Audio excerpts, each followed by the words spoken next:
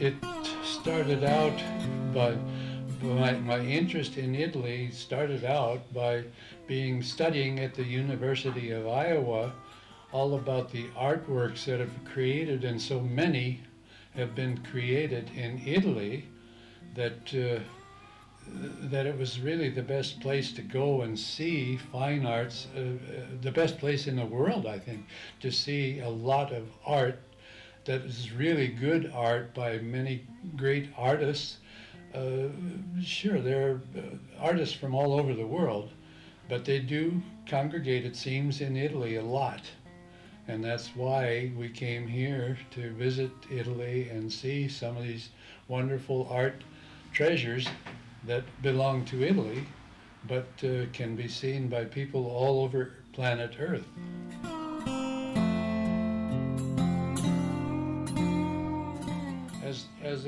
As a child born in Iowa in central United States, I found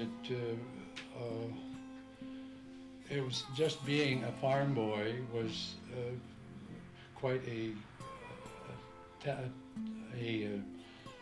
situation where I had so many things to learn so rapidly, and as a farm boy, and then as I grew up, I went through the 8 grades of regular schooling, and then to the high school, and then the high school. Then I started hearing about Italy and the rest of the world, more studies that included Italy. It seems Italy was always at the beginning of everything that started with art, it seems like. And so that is what led me at the University of Iowa to take actual courses about art history that pointed out all of the fine history that Italy has in the area of fine arts. It seemed like a central place all on planet Earth. And then moving from high school to the University of Iowa, I had an opportunity to learn even more about fine arts and Italy.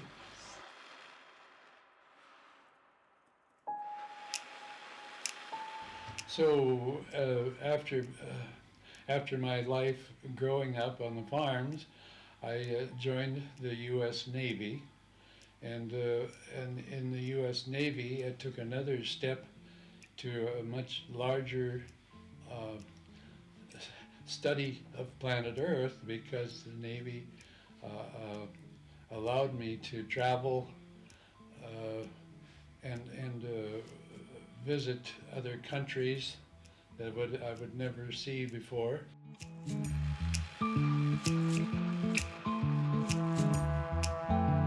had P-2V-7 patrol bombers, yeah. And a crew of 8 people in the to man the guns on the side and the back, and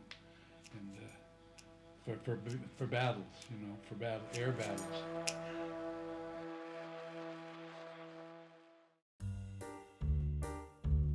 And I spent time in Kodiak, Alaska, and Norway, Sweden, all of the northern countries. And then, of course, Italy was among that too. Also, all that, and Italy was still seen as the center of the art, but it was Germany, and then we spent time in South America, and that is another world also that we really enjoyed. The people who were very just wonderful people to us wherever we went.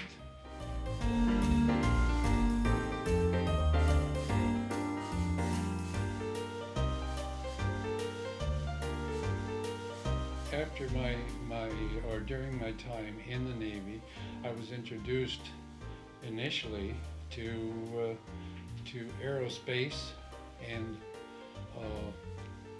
the the wonders of, of the world began to unfold for me in aerospace, because we flew P-2V5 Neptune patrol bombers in our squadron, and we would go to countries, various. We could go to China, Japan, to the islands of the Pacific, Australia, New Zealand, all of places like this. It introduced us to many, many new areas of planet Earth. I was involved in preparing engineering proposals and marketing proposals. That's where I learned through the Navy, was learning to make proposals to new projects that our country was involved in aerospace also, and rockets. We got involved in countries who were building, were trying at that time even to try to build rockets to go further than just planet Earth. I've met all of the Russian astronauts and the U.S. astronauts. I was one of the people in training for that also. So that was another, I forgot all about that. Dr. Pellegra, we just had dinner with he and his wife, less than a month ago.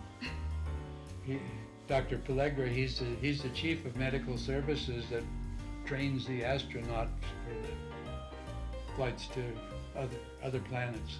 They would test us on large, what do you call it? They're very huge things that go very fast and makes your eyes go like this, and very, very difficult high speeds, very high speeds. And then also the Russian astronauts came to train at NASA also here.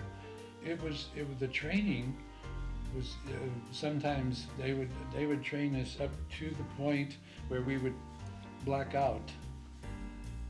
That was a little scary because it was,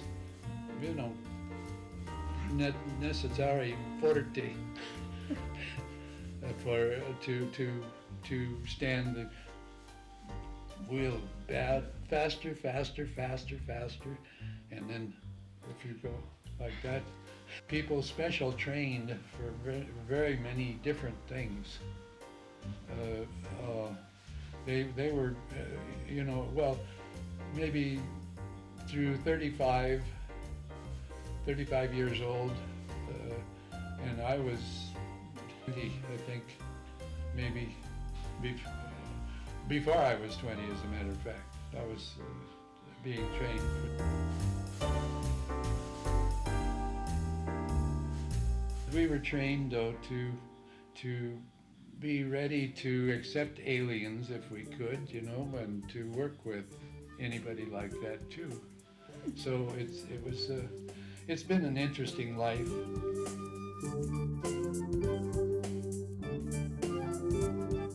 After NASA, I went into I went into business for myself in Palo Alto, California. It's very near NASA. And in Palo Alto, California, I went into business for myself, and my customers were General Electric, space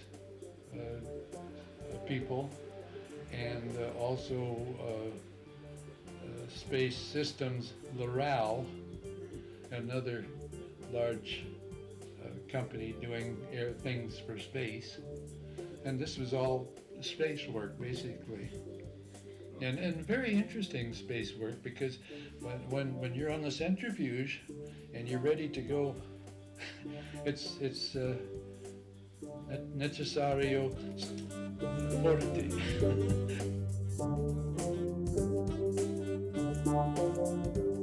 When we met in 1967, Michael had started his own business. He had just 1 year old his business for himself, and he was working in defense and General Electric nuclear energy company.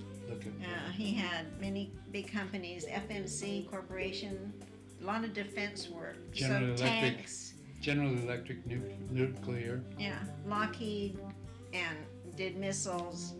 FMC did tanks. So a lot of companies that did defense work. I was working first in a pharmacia, and then I worked in banks. And then when we wanted to start traveling, I got a job working for the airlines so that we could travel. So I worked for the airlines for 5 years. So we traveled extensively for 5 years. And then his company grew enough that I could quit the airline and come and work with him. So I worked with different customers also. And we did a lot of defense work, a lot of aerospace, NASA. We were both experimental subjects with NASA. Mm-hmm. And then with NASA, we developed a medical product that we market around the world. So it's an anti-shock garment, and it saves people from dying from shock, and like in earthquakes or accidents. And also it helps women that hemorrhage in childbirth. So that's a product we developed with NASA, and we still market that around the world. Yes, That's all worldwide. That's all we do now. We've retired from the aerospace company work, so we can travel more.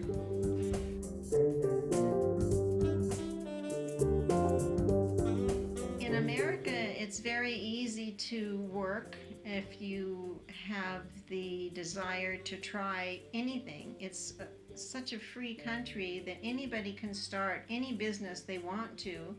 If you work hard enough and you wait long enough, within the rule is within 5 years you're a success. If you don't have success in your business after 5 years, you will never have success. Yeah. So it's a 5-year period of time that you have to work really hard. Before we met, I worked 20 different jobs. I was changed every 2-3 years to grow more and to learn more until I came in to work with his business. So it's very easy to have different jobs, to work anywhere you want to. It's a free society to try anything you want if you're willing to work hard enough. But anybody can come and start. There's no rules that says. She has a natural ability, though, with customers. She's very good at keeping our business running also. To try anything. Yeah, to work hard and to be patient and to try anything, any new idea. I always wanted to grow more and to change, and not stay with just one thing. Unless your heart is there. If your heart is where you want to be. Like our oldest son came to work with us for a year. He was very good, but he didn't love it like we do. So he went and did other work. And he said he won't make a lot of money, but it's what he wanted to do, and he's very good at that. And that's what you have to do, is what you want to do, what you feel your heart is there, and then you can stay with it. If your heart isn't with your job, you won't be a success. So that's the important part about working. We've been in business for how many years? A lot of years. No, over 50. Well, no, yes. This is our 50th year of marriage.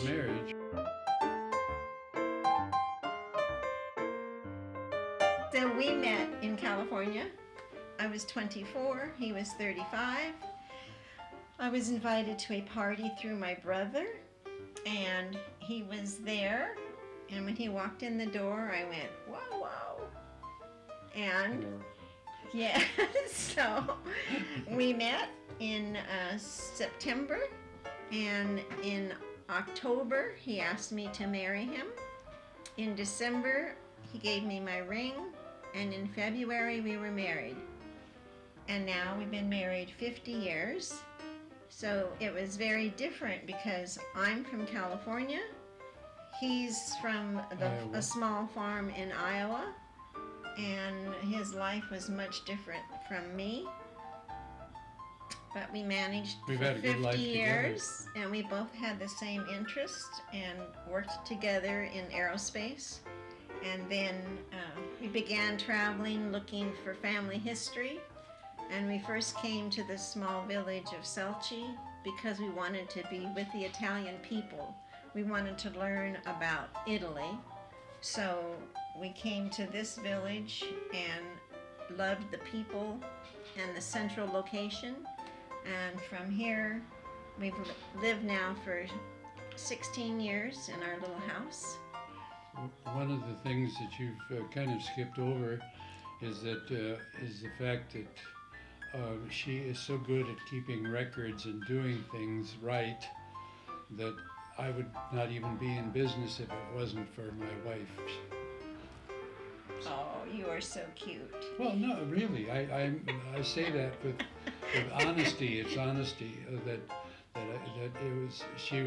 she adapted to our business. Amore. She's a great record keeper of things. Even when I do things wrong, she remembers that. Every little thing I remember. I remember every detail. Yes. But we've had a wonderful life together, I think. Cozy. Cozy. So. Well, No. get serious. I think we've had a wonderful Yes, life we have. together. Yes. But Italy is so full of history and wonderful people. So we come here a lot because we can travel around. We've met many nice friends here, good friends in Italy, in Selci. Yes. So your life on the farm was different than me, yes? Oh, well, life on the farm was totally different, and being on the farm was actually having a farm was really helped us with the base. Our life together is very adventurous. I've always wanted to travel. And we've traveled everywhere we wanted to go. But I could not afford to travel, so I got a job with an airline so we could travel. So we love to travel to different countries, meet different people.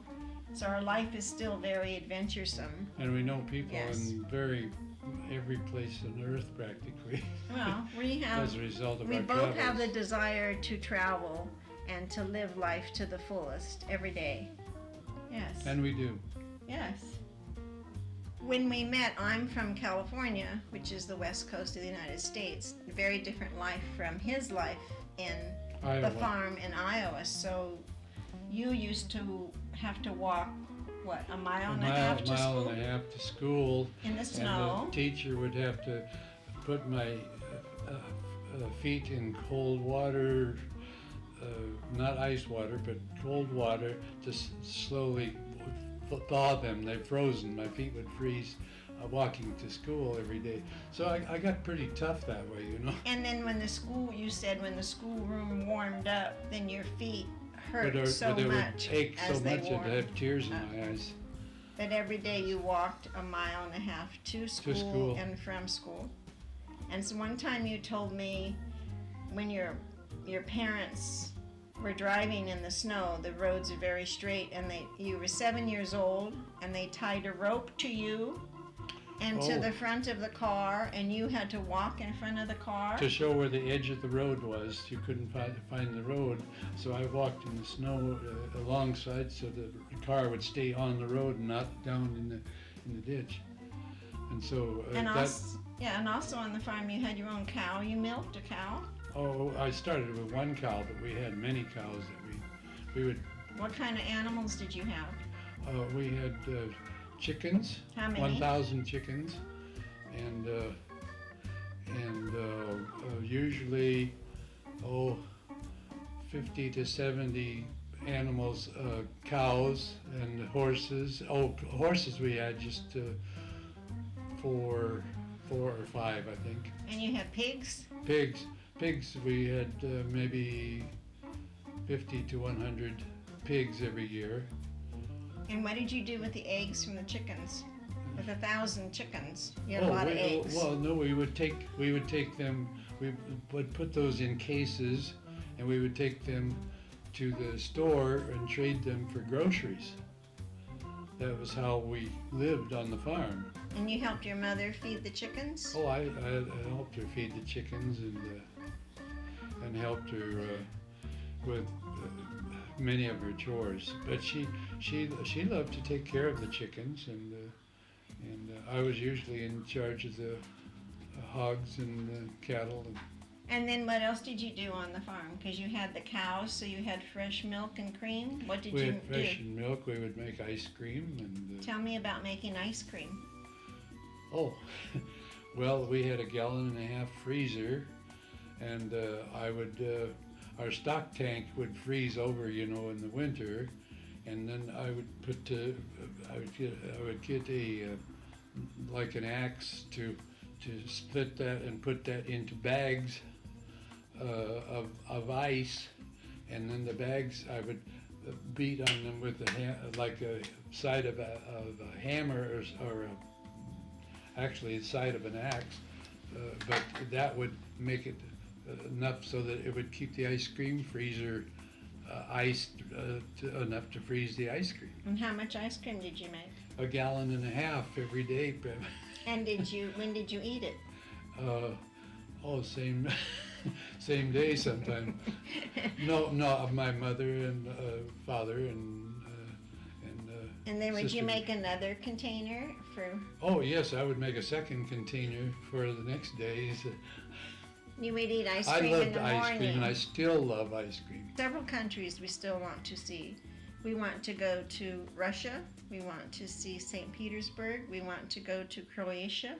We want to go to Portugal. There's always more countries we want to go to. And we have visited 37 countries. Yeah, 37 countries we've been so far. And all of the United States and Canada. But there's still more countries to see. We haven't been to the South Pole yet, have we? I'm not going to the South Pole. It's too cold. I have no interest in the South Pole. No. I thought I'd throw that in. Yes, he wanted to go to the Amazon in Brazil. He wanted to go down the big river in the Amazon. No, they have flying snakes. They have spiders this big. I don't want to go there. No, he can go by himself. And South America has a lot of interesting places. We've been to Brazil and we've been to Peru. Yeah. But I don't want to go on the Amazon. Thank you. Too many critters in the Amazon for her. Yes.